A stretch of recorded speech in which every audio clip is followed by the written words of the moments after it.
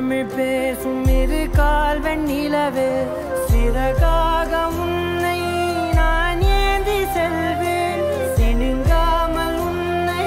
நான் பார்த்து கொள்வேன் ஒரு கோடி இன்பங்கள் உன்னை பார்த்த நொடியில் நான் வாழும் நாள் மட்டும் நீ எந்த மடியில் உன்னை ஈன்ற பொழுதிங்கு கடவுள் தன் முகம் பார்த்த பொழுது